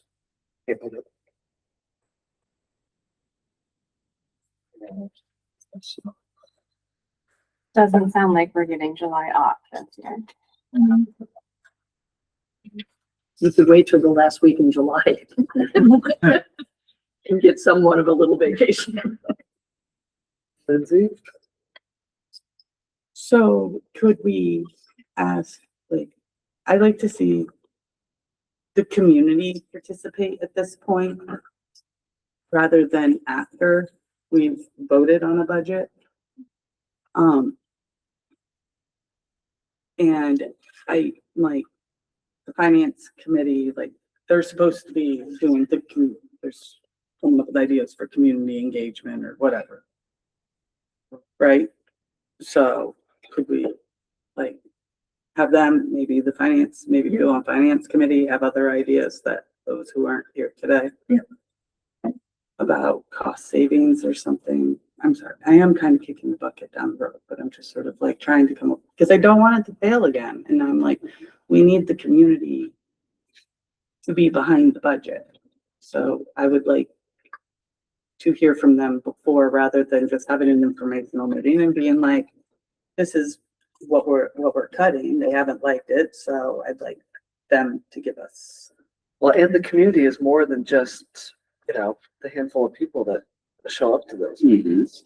Yeah, It's- no, but they're the ones that lot are of supposed to different- come up with like a community engagement Mhm. event or ideas, surveys or whatever. Yeah. They could go hang out in the park. I don't care. Mhm. You know, the Courier Park food trucks are coming or something. They could have a booth. I don't know. Jackie? So I mean, I like the idea of like gathering, whether it's with the food trucks or, but we've learned we can't really do a town hall. I almost like, I'm torn between having just additional warned meetings. But like you mentioned, the same people show up, which is wonderful, everyone online. So I don't know. I almost want to give more opportunities for engagements and questioning. And you know, we can still have the 2 minutes each because they can get questions in. And if we have enough meetings, we can get answers back at the next meeting, if not an email. So, I mean, I don't know. Or we can just leave comment boxes at local businesses. We're just gonna hang out by the veterans statue with a box Ian? on Fridays. So, so please forgive me on this. So what I was thinking is, would it be possible to set up a meeting for the 15th of June for 2 Mondays out? Well, we have our committee meetings and Yeah, we got potentially finance. Oh, a that's special right. meeting. So how about this? I think I unfortunately agree that we have to have more. Yeah, so More maybe meetings. So how about we look at our calendars Yeah. and see where we're at in this last month, and let's check with the new superintendent on Yeah. how much time she needs. Let's not throw her into the Yeah. viper pit the first week with the budget. We'll wait till week 2. So but I think I'm hearing consensus that we need some additional meetings Yeah. to make sure we have a solid budget that we feel the community can get behind. And so let's explore that over the coming weeks. And I had a second. Sure. Would there be any potential issue with sending out a communication to our parent community via an email from the school district to let them know of the school board meetings? Would that run afoul? So I know that came up as an issue, letting them know about the vote, but letting them know about meetings of, hey, we're having a budget meeting. We would love to have you to come out and share your voice and your opinion. Because that is one group that we haven't seen as many of us. It's I mean, we an issue that We could try, I mean, an issue, I mean, I don't think, the last thing wasn't tentative, it was legal, what we did, so I think as Yeah. long as whatever we do is legal and the full board Yeah. agrees to it and votes to it, we can try a lot of Yeah, different things. because I'm thinking because we're not trying to get them to show up to an election, that there would not be any accusations of electioneering from that. I mean, I wouldn't be worried about that, I'm not Yeah. worried about, I'm worried about what the facts are, not what people, you know, but yeah, we can certainly look into what the facts are, right? Yeah, because I just want to get as many people to come out to our meetings as we can. Yeah. So could we take it on at finance and Yeah. kind of run through this and also maybe have a motion to instruct Joanne to send that out via Remind and Infinite Campus, like we're having this meeting, here's the link. And it's a round table, you can tune into whatever. Would that make sense? Because that's Well- the 15th. I mean, it gives Well, them let's some have the time. meeting, let's think about it. Right? Unless the board really wants. I'm just trying to catch them while school's in session. Yeah. And the 15th is right before, it's like the last week. Sam? And we already have a meeting. I don't think that will work particularly well. Parents are tired, kids are tired. And we made a really great push, I think, for the last budget. And there's only going to be a small percentage of people who are possibly interested. I mean, they want their kids to have a great education. Doesn't mean they want to come to a meeting. Doesn't mean they want to look at the budget. So I don't think at this point that would be the right push. But, you know, after maybe midsummer, maybe July, August. I know we have a short time. And remember, there are a lot of activities going on between now and the end of the year with concerts and sporting events. I mean, I'm not trying to discourage you. I'm just saying we'd have to look at the calendar to see what's going on. Lindsay? Yeah, I'm like, I just know usually my calendar gets really full, like that last 2 weeks of school, things pop up and I feel like a crazy person. So I'm like, another meeting would be difficult, but I'm just was thinking like not having like a quorum of people showing up, but it would be like if we could have representation, you know, like to each other and be like, hey, I'm going, you know, if somebody can make it we can make an effort to get out in the community, talk to people about things, get ideas, whatever. I'm like, I know we can't get them together, but I'm like, have an outdoor meeting, maybe. I'm like, I don't know, we get to meet in Career Park altogether. You know. Emily? I think that we have done a lot of hard work about our next budget revote. We've set some good priorities for the superintendent, which are being communicated to our incoming superintendent. And I would be inclined to follow the model that we did in 2014, right? Where we, at this point, we're waiting for our new superintendent to come in and make some decisions for us. And I'm sure that she has some ideas. So maybe the best thing to do is wait until we have our new superintendent and see what direction going forward looks like. So I think okay. I would second that. And I agree with what Sam was saying about the end of the year. And I think the community looks to us to be their representatives. And I think one of the best things that you can get as positive was what Ian said about his child coming home and reading and being excited about it. Having those interactions with people, actually talking with people and hearing from the community, and then us doing it. Because I think from what I can gather anyway, people are tired of being asked what to do. It's like decision fatigue. Mhm. They want us to do the work. And we've got it, and we've heard, we know, and we have to do it. And I agree with Emily too, that with the new superintendent coming on, I think we hit the ground with her and make a plan and go from there. Because right now it's just, everything is still a little bit up in the air and not quite as defined as we probably want it to be to make a decision to go forward. So with that, let's stay tuned. And thank you all for sharing your thoughts. And all of this, it's a lot.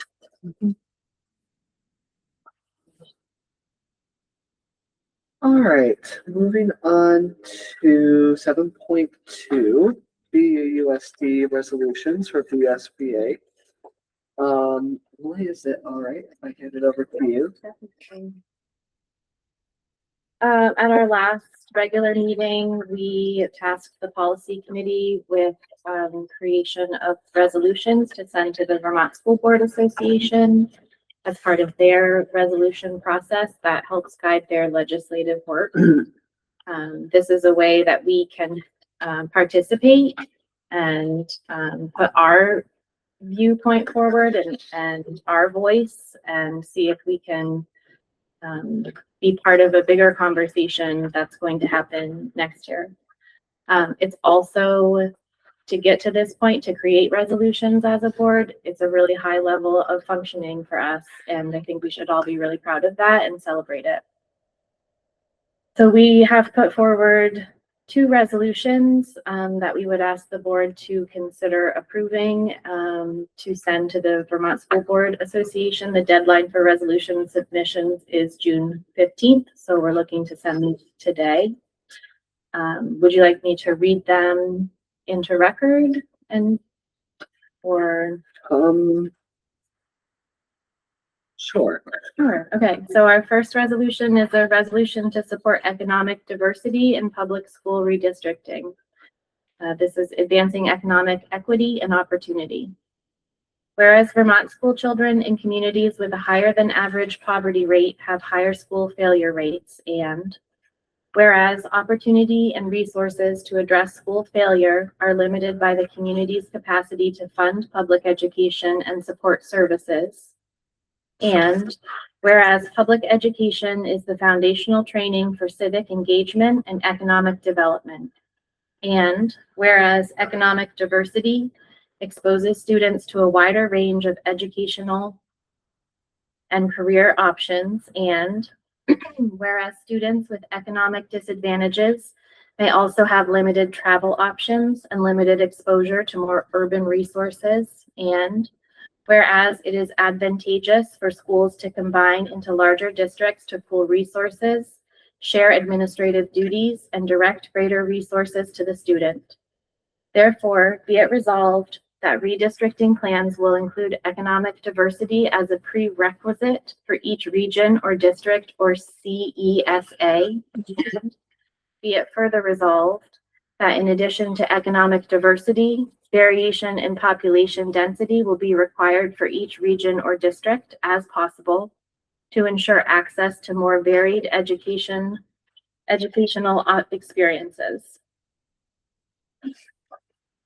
Our second resolution is a resolution to support more equitable funding for public schools in Vermont, advancing fairness and opportunity in Vermont's education system. Whereas public education is a cornerstone of democracy and essential to the social and economic well-being of Vermont's communities. Whereas every child in Vermont deserves access to high-quality educational opportunities, regardless of geographic location, family income, or property wealth. Whereas current funding mechanisms for Vermont's public schools have resulted in disparities that affect the quality of education students receive and student outcomes. Be it resolved that we call upon state legislatures, local officials, and community stakeholders to work collaboratively to reform public school funding in Vermont to ensure a more equitable allocation of resources. Be it further resolved that any funding reforms should prioritize the needs of historically underfunded schools, address gaps in educational resources, and provide adequate support for all students to succeed. Be it further resolved that we encourage the consideration of alternative funding models, cost containment efforts, community input, and ongoing evaluation to ensure that educational equity is realized for every student in Vermont. Thank you, Emily. Is there a motion to approve forwarding these resolutions to the VSBA Resolution Committee for consideration? Motion by Ian, seconded by Jackie. Discussion about these resolutions? I have a wonder about, that was like a lot, some really great resolution language in there. As I'm listening, I was trying to figure out, like, public school is very much like in a lot of the language, but not all of the language. And I just wanted to throw it out there that, is there, look, has this been, I don't know what I'm trying to ask. Is public school centric to this, every resolution in there, or there's some wiggle room for expansion of school choice, charters, privacy, private schools? Or is most of our resolution about public education? It says public school redistricting. Awesome. Resolution to support more equitable funding for public schools and Vermont. Sweet. Thank you for that clarification. One.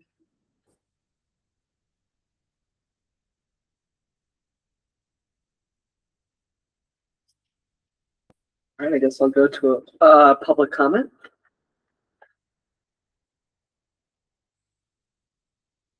All right.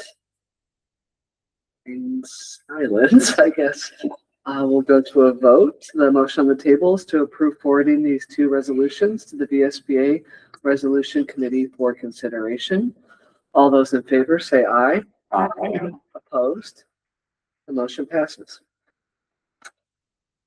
All right, moving on to the second reading and adoption of new policy C16, student use of cell phones. Is there a motion? So moved. Moved by Emily, Second. seconded by Sam. Discussion, questions? Certainly not over a cell phone. Just as a reminder, these were model policies provided to us by the Vermont School Board Association and also follows recent legislative, recent laws passed by the legislature. Sam? I'm delighted to have this policy, but do you think it'll be difficult to implement? We are already implementing a form of this policy now. It's not as restrictive as this one, and it has been difficult. Thank you. All right, any further questions or discussion from the board? Hearing none, we'll go to public comment. Oh, Are Jackie. we gonna move to adopt all of these at once as usual, or are we going one by one? We're doing 7 motions for C16 right now. Okay, thank you. We got full bucket. Okay, any other public comment? All right, hearing none, all those in favor say aye. Aye. Opposed? Motion passes. On to 7.4, second final reading and adoption of local wellness policy C9. Is there a motion? So moved by Jeff, seconded by Jackie. Discussion or questions from the board?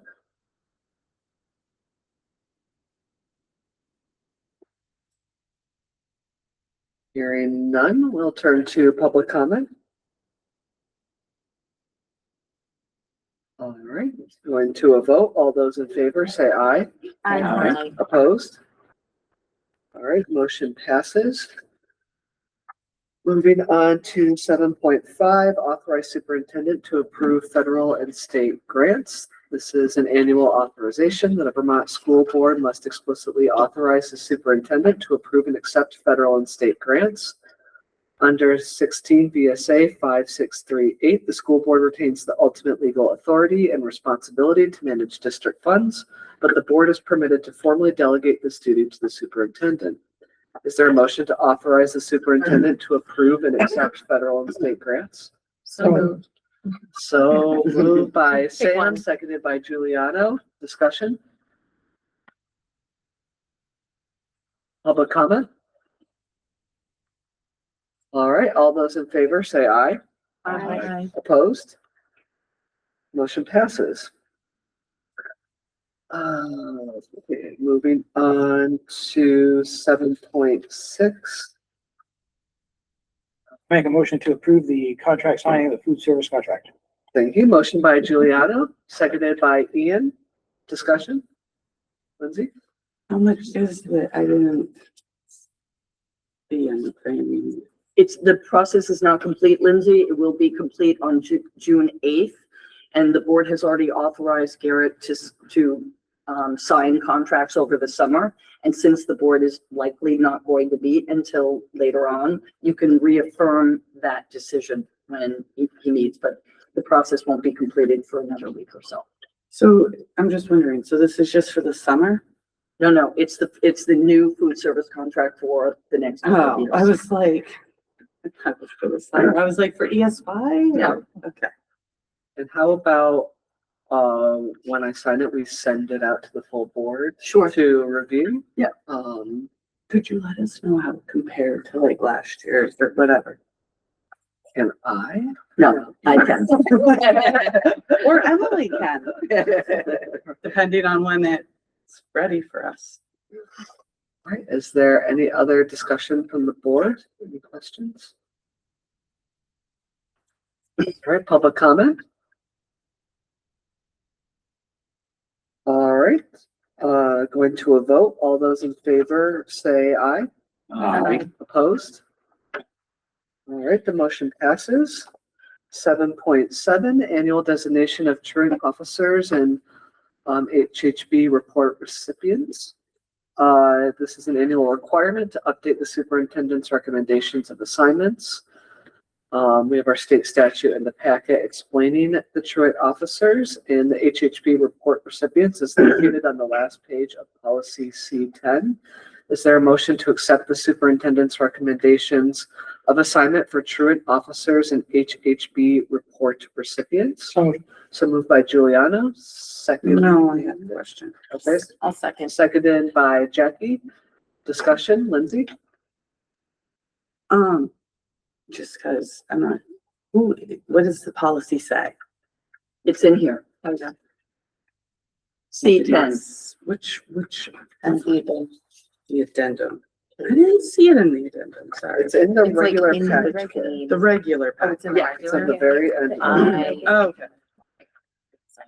It's under section 7.7. It's our policy on the prevention of harassment, hazing, and bullying. So it's the link. It's also. I thought I opened the link and there wasn't. Was there other questions? I had a question while you're looking for that, Lindsay, for Superintendent Canning. Are these designees like pretty standard? Like, is that like the building principal or the building assistant principal? Is that pretty standard? So like the next superintendent's not going to be like, why didn't you choose the counselor? Or why didn't you choose the? No, it is typically an assistant principal role, and then in the two K-8 schools, there have been two additional, individuals who have been trained to do this work. Gotcha. And I noticed that my email address is listed under Emily's name. I'll have that changed. Any other discussion from the board? All right, moving to public comment.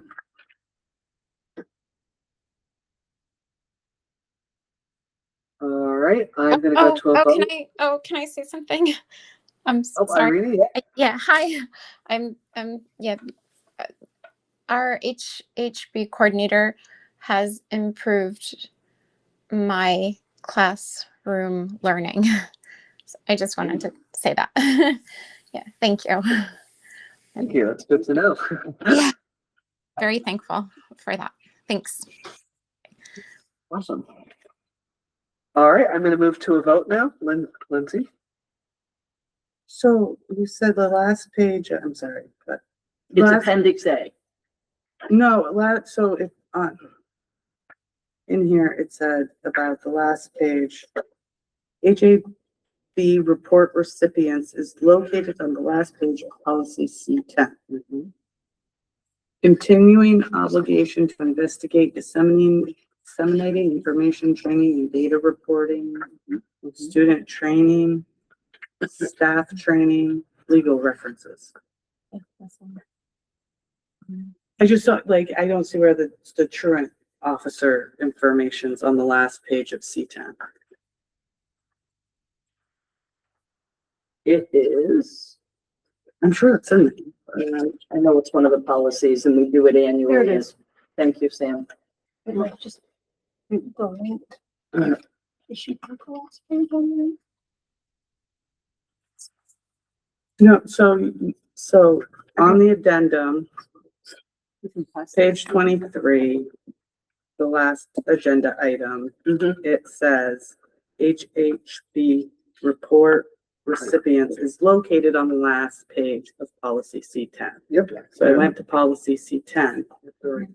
Yeah, but not the truancy, the HHB. Oh, This is C10.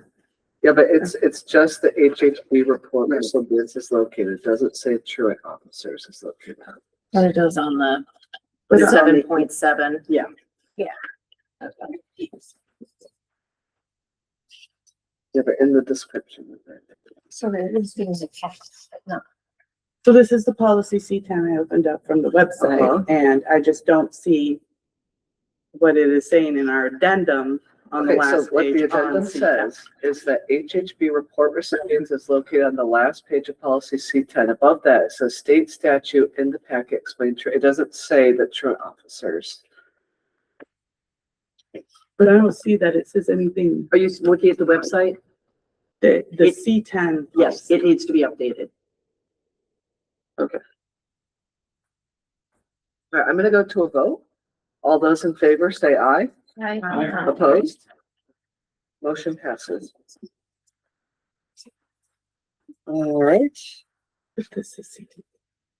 Our next meeting date, so far, no meeting in July, but to be determined. Oh, right. So our next collective individual committee meetings are June 15th, where we will meet at Spalding High School. But I do have a request from the Facilities Committee, and that is we have not acted on the request to use the capital reserve funds to replace boilers at the high school. And so I'm wondering if people would be available to meet 15 minutes before your committee meetings on that evening, 5:45, so the board can take action based on the Facilities Committee recommendation and the Capital Reserve Fund. That work for everyone? Yes. Yeah. If it work for everyone, that would be perfect. It'll be a special meeting, and thank you very much. Great, thank you. So our next, we'll have a special meeting on Monday, June 15th at 5:45 PM in Spalding High School Library, followed by our committees, which will be their own. All right, now is, what's that? Can I phone in? My daughter has PT. Sure, yeah, of course. All right, we will now, we're now at executive session. Hold on. Everyone, is there a motion, to make a specific finding that premature general public knowledge would clearly place the public body or person involved at a substantial disadvantage? So moved. Moved by Jackie, seconded by Ian. Discussion? All those in favor say aye. Aye. Opposed? Is there a motion to enter executive session under Vermont VSA 313, oh boy, A1A regarding contracts and inviting the superintendent, Joanne Canning, to join us? So moved by Sam. Okay. Seconded by Jackie. Discussion? All those in favor say aye. Aye. Opposed? We are now in executive session. Well, we need to go to the other room because Rob's going to be here. Okay. Great. Lindsay, all those in favor say aye. Aye. Opposed? We are adjourned at 8:29. Thanks, everyone. Thanks, everyone. Yeah.